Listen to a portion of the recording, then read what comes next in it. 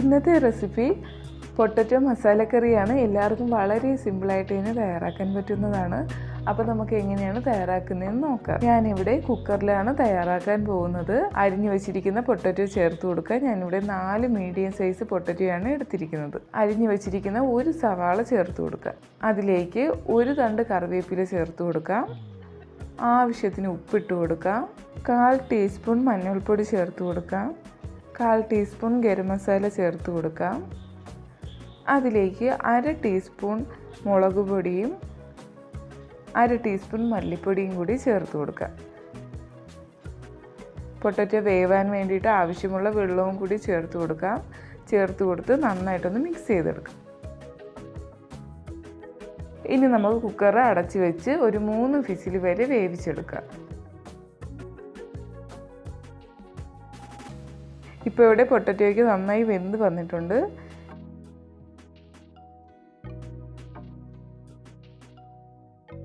ഇനി നമുക്കൊരു പാത്രത്തിലേക്ക് കുറച്ച് എണ്ണ ഒഴിച്ചു കൊടുക്കാം. ഞാനിവിടെ വെളിച്ചെണ്ണയാണ് എടുത്തിരിക്കുന്നത്, കോക്കനട്ട് ഓയിലാണ് എടുത്തിരിക്കുന്നത്. അതിലേക്ക് ആവശ്യത്തിന് കടുകും കറിവേപ്പിലയും കൂടി ഇട്ട് കൊടുക്കാം. 1/2 ടീസ്പൂൺ മഞ്ഞൾപ്പൊടിയും 1 ടീസ്പൂൺ മുളക് പൊടിയും 1 ടീസ്പൂൺ മല്ലിപ്പൊടിയും 1/2 ടീസ്പൂൺ ഗരം മസാല പൊടിയും കൂടി ചേർത്ത് നന്നായിട്ടൊന്ന് മിക്സ് ചെയ്ത് കൊടുക്കുക. ഈ പൊടികളൊക്കെ ചേർക്കുമ്പോൾ ഗ്യാസിൻ്റെ ഫ്ലെയിം കുറച്ച് വേണം വെച്ചിരിക്കാനുള്ളത്. കൂട്ടി വെച്ചാൽ പെട്ടെന്ന് തന്നെ കരിഞ്ഞു പോകും. ഇപ്പോൾ ഇവിടെ ചെറുതായിട്ടൊന്ന് മൂത്ത് വന്നിട്ടുണ്ട്. ഇനി നമുക്കതിലേക്ക് വേവിച്ച് വെച്ചിരിക്കുന്ന പൊട്ടറ്റോ ചേർത്ത് കൊടുക്കാം. ചേർത്ത് കൊടുത്ത് നന്നായിട്ടൊന്ന് മിക്സ് ചെയ്ത് കൊടുക്കുക.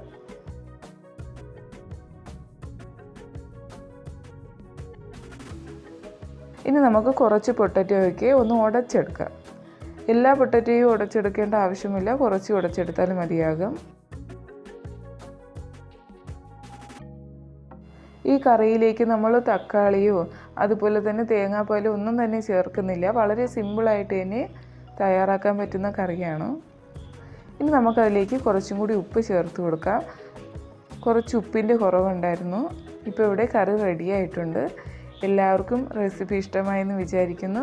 ഇഷ്ടമായെങ്കിൽ പ്ലീസ് ഷെയർ ചെയ്യുക, ലൈക്ക് ചെയ്യുക, സബ്സ്ക്രൈബ് ചെയ്യുക, സപ്പോർട്ട് ചെയ്യുക. Thank you.